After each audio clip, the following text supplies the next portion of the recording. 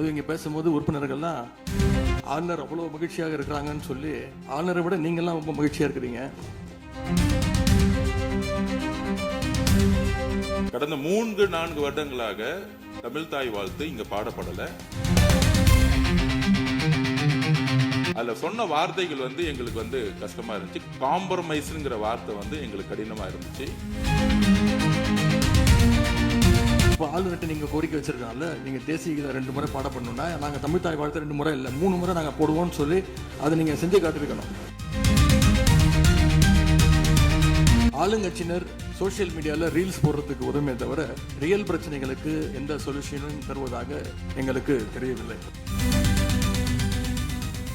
மரபு கடந்த காலங்களில், கடந்த ஆட்சி காலங்களில் தமிழ் தாய் வாழ்த்து ஒரு முறையும், நிகழ்ச்சி முடிஞ்சோடனே தேசிய கீதம் ஒரு முறையும் தான் பாடப்பட்டு நிகழ்ச்சிகள் முடியும்.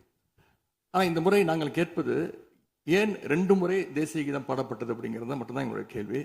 அப்படின்னா தமிழ் தாயை 2 தமிழ் தாய் வாழ்த்தையும் 2 முறை நீங்கள் பாட சொல்லி உங்களுடைய ஆளுநர்கிட்ட நீங்கள் ஒரு கோரிக்கை வச்சுருந்துருக்கலாம். அது இங்கே பேசும்போது உறுப்பினர்கள்லாம் ஆளுநர் அவ்வளோ மகிழ்ச்சியாக இருக்கிறாங்கன்னு சொல்லி, ஆளுநரை விட நீங்கள்லாம் ரொம்ப மகிழ்ச்சியாக இருக்கிறீங்க. தமிழ் தாய் வாழ்த்தை ஆளுநர் முன்னாடி நாங்கள் பாடி காட்டிட்டோம் அப்படின்னு பெருமை பொங்கு அவங்க எல்லாம் பேசிக்கிட்டு இருக்கிறீங்க. நீங்கள் சொல்கிறத பார்த்தா தமிழ் தாய் வாழ்த்தை விட ஆளுநர் தான் உங்களுக்கு முக்கியம் அப்படிங்கிற எண்ணம் எங்களுக்கு ஏற்படுது, மக்களுக்கும் ஏற்பட்டுக்கிட்டு இருக்கு. பொதுப்பணித்துறை அமைச்சர், மாண்புமிகு பேரவைத் தலைவர்களே, தமிழ் தாய் வாழ்த்து எங்களுடைய முதல்வருக்கு உயிருக்கு எந்த அளவிற்கு முக்கியமோ அதே அந்த அளவுக்கு நாங்கள் முக்கியத்துவம் தருவோம். மாண்புமிகு எதிர்க்கட்சி தலைவர் அவர்கள் எதிர்க்கட்சி நாங்களும் பேச விட மாட்டோம். மாண்புமிகு நீங்க ஒத்துழைப்பு கொடுக்கலன்னா நாங்களும் பேச விட மாட்டோம். மாண்புமிகு அமைச்சர், நாங்கள் தமிழக அரசுடைய ஸ்டாண்ட நாங்க பேசுறோம். எங்களுக்கும் குரல் கொடுக்க தெரியும். இந்த அவையை மாண்பை நாங்களும் பாதுகாக்கிறோம். மாண்புமிகு எதிர்க்கட்சி சொல்லக்கூடிய நோக்கம் தமிழக மக்களுக்கு தவறுதலா சொல்லக்கூடாதுங்கிற பதிவை நாங்கள் செய்கிறோம். எங்களுடைய முதலமைச்சருடைய எண்ணம் என்ன, தமிழக மக்களுடைய எண்ணமோ அதுதான் எங்களுடைய முதலமைச்சருடைய எண்ணம். கடந்த 3-4 வருடங்களாக தமிழ் தாய் வாழ்த்து இங்க பாடப்படல. ஆளுநரை எதிர்த்தீர்கள், வெளிநடப்பு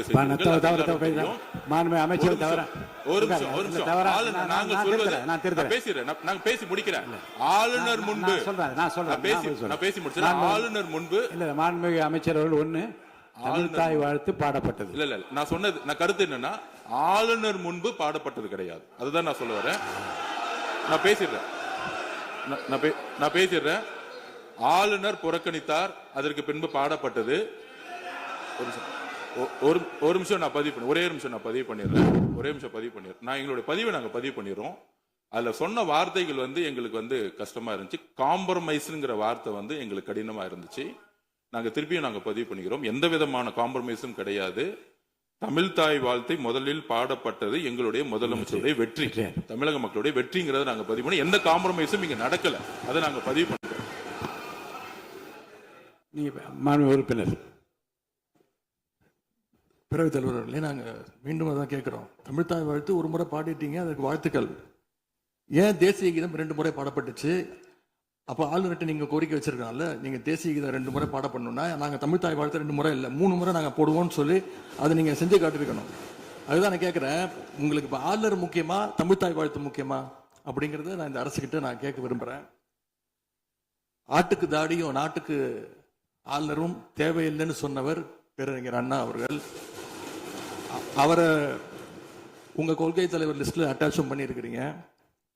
ஆனா இன்னைக்கு ஆளுநரை தலையில வச்சு கொண்டாடிட்டு இருக்கீங்க. நான் கேட்க விரும்புவது, நீங்க எல்லாம் சேர்ந்து மாண்புமிகு எதிர்க்கட்சி தலைவர் அவர்களுக்கு ஒன்று சொல்றேன்.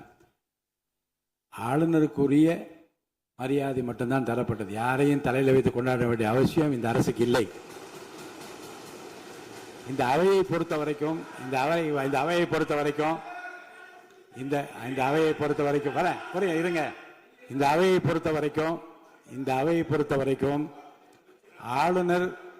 ஆளுநர் இங்கே வருகை தருகிற போது உரிய முறையில் மரியாதையும் இந்த அவையினுடைய விருப்பத்திற்கேற்ப அவைத்தலைவரின் விருப்பத்திற்கு ஏற்பதான் நிகழ்வு நடைபெறும் என்பதையும் உறுதியாக நின்று தமிழ்த்தாய் வாழ்த்தை முதலில் பாட வைத்து தமிழ்த்தாய் வாழ்த்துக்கு பிறகு தேசிய கீதம் ஒரு முறை அல்ல இருமுறை பாடப்பட்டது. அதில் எந்த விதமான தவறும் கிடையாது. அதில் உள்நோக்கம் கற்பிப்பது தவறு என்று நான் கூறுகின்றேன்.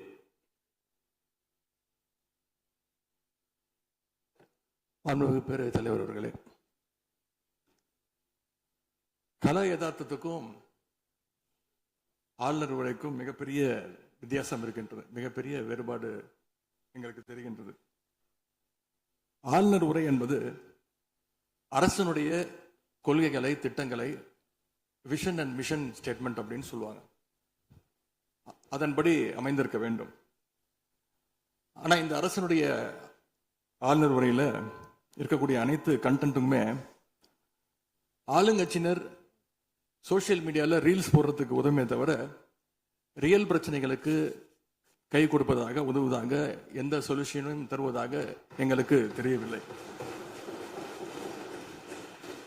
வழக்கமாக எதிர்க்கட்சி தலைவர்கள், எதிர்க்கட்சிகள் ஆளுங்கட்சிகளுடைய நிறை குறைகளை பேசுறது வழக்கம். அதுதான் எதிர்க்கட்சியுடைய பொறுப்பு, அதுதான் கடமை.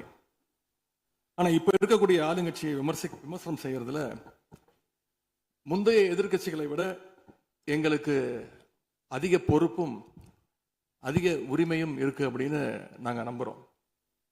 அதுக்கு காரணம், எங்களுடைய கூட்டணி கட்சியாக இருந்து எங்களுடைய உடன்பிறப்புகளுடைய வாக்குகளை வெற்றி பெற்றவர்களுடைய ஆதரவுல தான், எங்களுடைய தயவுல தான் இன்னைக்கு இந்த அரசு நடந்துகிட்டு இருக்கு என்பதை நீங்கள் கருத்துக் கொள்ள வேண்டும். இன்னும் சொல்ல போனா, நாங்க இன்னைக்கு எதிர்கட்சியில் வரிசையில் மட்டும் இல்ல, ஆளுங்கட்சி வரிசையிலும் எங்களுடைய வாக்குகள் அமர்ந்திருக்கு. ஆனால் நான் மீண்டும் ஏற்கனவே சொன்னது மாதிரி நாங்கள் வெறும் எதிரி கட்சியாக இல்லாமல் ஒரு ஆக்கப்பூர்வமான எதிர்கட்சியாக செயல்பட விரும்புகின்றோம். அந்த நிலைமையில இன்னைக்கு பல்வேறு பிரச்சனைகளை எடுத்து வைக்க விரும்புகின்றேன். முதல்ல, கடந்த 2 மாதங்களாக எங்களுடைய வேண்டுகோளை ஏற்று கலைஞர் மகளிர் உரிமை தொகையை 15ஆம் தேதி கரெக்டா மகளுடைய அக்கௌண்ட்ல போட்டதுக்கு எங்களுடைய நன்றியை நாங்கள் தெரிவிச்சுக்கிறோம். அதே போல் எங்களுடைய தலைவர் அவர்களால் தொடங்கப்பட்ட முதலமைச்சர் காலை உணவு திட்டம் 1ஆம் வகுப்பிலிருந்து 5ஆம் வகுப்பு வரைக்கும் நாங்கள் கொடுத்துட்டு இருந்தோம். அதை வர செப்டம்பர் மாதத்திலிருந்து தந்தை பெரியாருடைய பிறந்த நாள்ல இருந்து 8ஆம் வகுப்பு வரைக்கும் நீங்க நீட்டிக்க போவதாக செய்திகளில் பார்த்தேன். எனவே எங்களுடைய திட்டத்தை நீங்கள் இன்னைக்கு எக்ஸ்டெண்ட் பண்ணியிருக்கிறதுக்காக மீண்டும் எங்களுடைய பாராட்டுகளையும் நன்றிகளையும் முதல்ல நான் தெரிவிச்சுக்கிறேன். ஆனா எங்களுடைய முதலமைச்சர் அவர்கள் தொடங்கின நான் முதல்வன் திட்டத்தை நீங்க முடக்கிற முயற்சியில் இறங்கியிருக்கீங்கன்னு கேள்விப்பட்டோம். தமிழ்நாட்டில் இருக்கக்கூடிய ஒவ்வொரு இளைஞர்களும் அவங்களுடைய துறைகளில் நான் முதல்வன் அப்படின்னு உருவாகணும்னு தான் எங்களுடைய தலைவர் இந்த திட்டத்தை கொண்டு வந்தாங்க. இந்த நான் முதல்வன் திட்டத்தில் மட்டும் பார்த்தீங்கன்னா கடந்த 4 வருடங்கள்ல 41 லட்சம் மாணவர்கள் இதில் டைரக்டா பெனிஃபிட் அடைஞ்சிருக்கிறாங்க. நான் முதல்வன் திட்டத்தின் மூலம் பள்ளிக்கூடம் செல்லுகின்ற மாணவர்களுக்கு அடுத்து அவங்களுடைய ஹையர் ஸ்டடீஸ் என்ன, எப்படி படிக்கணும், எந்த கோர்ஸ் எடுக்கணும் அப்படின்னு அவங்களுக்கு கைடன்ஸ் கொடுத்துருக்குறோம். அதே மாதிரி உயர்கல்வி படிக்கின்ற மாணவர்களுக்கு எங்க போய் வேலைக்கு சேரணும், அவங்களுடைய எம்ப்ளாய்மெண்ட் ஸ்டெபிலிட்டியை நாங்கள் ஸ்ட்ரென்த் பண்ணியிருக்கோம். முக்கியமா நான் முதல்வன் திட்டத்தின் மூலமா யூபிஎஸ்சி மாதிரியான சிவில் சர்வீசஸ் தேர்வுக்கு தயாரிக்கின்ற மாணவர்களுக்கு ஹாஸ்டல் வசதியோட பயிற்சியும் வழங்கப்பட்டிருக்கு. பிரிலிம்ஸ் தேர்வாளர்களுக்கு மாசம் 7,500 ரூபாய், மெயின்ஸ் தேர்வாகிறவங்களுக்கு மாசம் 25,000 ரூபாய் கல்வி ஊக்கத்தொகையை இந்த நான் முதல்வன் திட்டத்தின் மூலம் எங்களுடைய அரசு கொடுத்துச்சு. அது மட்டும் இல்ல, டெல்லிக்கு இன்டர்வியூக்கு போயிட்டு வர்றதுக்கு அவங்களுக்கான போக்குவரத்து கட்டணத்தையும் அந்த செலவையும் அரசே ஏற்றிருக்கு நான் முதல்வன் திட்டத்தின் மூலமாக. சென்ற ஆண்டு மட்டும் தமிழ்நாட்டில் இருந்து யூபிஎஸ்சி கிளியர் பண்ண 60 பேர்ல 56 மாணவர்கள் இந்த நான் முதல்வன் திட்டத்தின் மூலம் பயன்பெற்றவங்க. அதில் நான் இன்னும் குறிப்பிட்டு சொல்லணும்னா ஆல் இண்டியா லெவலில் செகண்ட் பிளேஸ் பிடிச்ச சகோதரி ராஜேஸ்வரி நான் முதல்வன் திட்டத்தில் பயன்பெற்றவங்க. இப்படிப்பட்ட நான் முதல்வன் திட்டத்தை கைவிட வேண்டிய அவசியம் என்ன அப்படிங்கிறது முதலமைச்சர் அவர்கள் தன்னுடைய பதிலுரையில கூற வேண்டும்னு நான் விருப்பப்படுறேன். அதே மாதிரி சமீபத்தில் டெல்லிக்கு போன முதலமைச்சர் அவர்கள் நிதி ஆயோக் கூட்டத்தில் பல்வேறு விஷயங்களை பற்றி பேசியிருக்கிறார். அதுவும் குறிப்பா நம்முடைய தமிழ்நாடு இன்னைக்கு இந்தியாவிலேயே பொருளாதாரத்தில் இரண்டாவது பெரிய மாநிலமாக வளர்ந்திருக்கு அப்படிங்க பெருமையா பேசியிருக்கிறார். அது மட்டும் இல்ல, தமிழ்நாட்டில் டாக்டர் கலைஞர் அவர்களால் தொடங்கப்பட்டு எங்களுடைய தலைவர் அவர்களால் வளர்க்கப்பட்ட, அதுவும் கடந்த ஆட்சியில் என்னுடைய கட்டுப்பாட்டில் இருந்த மகளிர் சுய உதவி குழுக்கள் மிகச்சிறப்பாக செயல்படுது அப்படின்னு முதலமைச்சர் அவர்கள் பேசியிருக்கிறாங்க. இந்தியாவிலேயே ஃபேக்டரி ஒர்க்கர்ஸ் இருக்கிற பெண்கள்ல 42%, 42% தமிழ்நாட்டை சேர்ந்தவங்க. அதனால தமிழ்நாட்டில் இருக்கக்கூடிய பெண்கள் முன்னேற்றம், சுகாதாரம் எல்லாமே சிறப்பா இருக்குன்னு நம்முடைய முதலமைச்சர் அவர்கள் டெல்லியில சொல்லியிருக்கிறாங்க.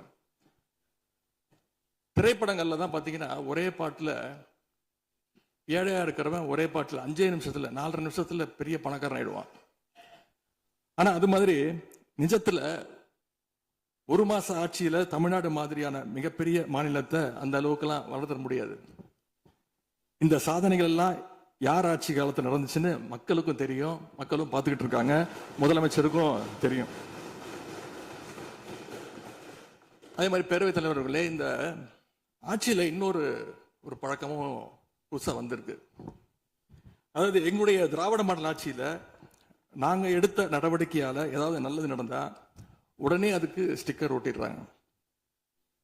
அது மட்டும் இல்ல, ஃபர்ஸ்ட் டைம் எவர் இந்த ஹிஸ்டரி அப்படின்னும் சொல்லிடுறாங்க. அப்படி சொன்ன சில ஃபேக் நியூஸ், தவறான தகவல்களை நான் குறிப்பிட விரும்புறேன். பஸ்ல மூத்த குடிமக்கள் கட்டணமில்லா பயணம் மேற்கொள்ள, மூத்த குடிமக்கள் பள்ளி மாணவர்கள் அவங்க எல்லாம் கட்டணம் இல்லாம பயணம் மேற்கொள்ள இந்த ஆட்சியில தான் முதல்ல அந்த திட்டம் கொண்டு வரப்பட்டது அப்படின்னு ஃபேக் நியூஸ் பரப்பிட்டாங்க. இதெல்லாம் ஏற்கனவே இருக்கக்கூடிய திட்டங்கள், எங்களுடைய ஆட்சியில கொண்டு வரப்பட்ட திட்டங்கள். அது மட்டும் இல்ல, அரசு பள்ளியில் வழங்கப்படுகின்ற ஸ்கூல் பேக்ல முதலமைச்சரோட புகைப்படம் இல்லாம இப்பதான் முதல்ல வழங்குறோம் அப்படின்னு, ஃபர்ஸ்ட் டைம் இந்த ஹிஸ்டரி அப்படின்னு ஒரு டேக் போட்டு ஃபேக் நியூஸை தொடர்ந்து பரப்பிட்டு இருக்கிறாங்க. இதெல்லாம் எங்களுடைய திராவிட முன்னேற்ற கழகம், எங்களுடைய திராவிட மாடல் அரசுல எங்களுடைய முதலமைச்சர் கொண்டு வந்த திட்டங்கள். இப்படி இவங்க ஸ்டிக்கர் ஒட்டின லிஸ்ட் மிகப்பெரிய லிஸ்ட். இன்னொரு முக்கியமான விஷயம் பத்தி இந்த நேரத்தில் பதிவு செய்ய விரும்புகிறேன். அறநிலையத்துறையின் அசையும் மற்றும் அசையா சொத்துக்களின் வருவாய் அதன் புனிதமான நோக்கத்திற்கு மட்டுமே பயன்படுத்தப்படும் அப்படின்னு ஆளுநர் உரையில இடம்பெற்றிருக்கு. இந்த கருத்தை பார்க்கும் பொழுது அறநிலையத்துறையே இருக்கக்கூடாது அப்படின்னு சொல்ற பாஜகவுடைய குரலாகத்தான் தாவேக அரசும் சொல்லுதா அப்படிங்கிற சந்தேகம் எங்களுக்கு வருது. பாஜகவும் வலதுசாரிகளும் சொல்றது இதுதான், அறநிலையத்துறை பள்ளி கல்லூரிகளை நடத்தக்கூடாது, அறநிலையத்துறை பள்ளி கல்லூரிகள் நடத்தக்கூடாது அப்படின்னு சொல்லிட்டு இருக்கிறாங்க. இதுக்காக வழக்கும் தொடர்ந்து இருக்கிறாங்க.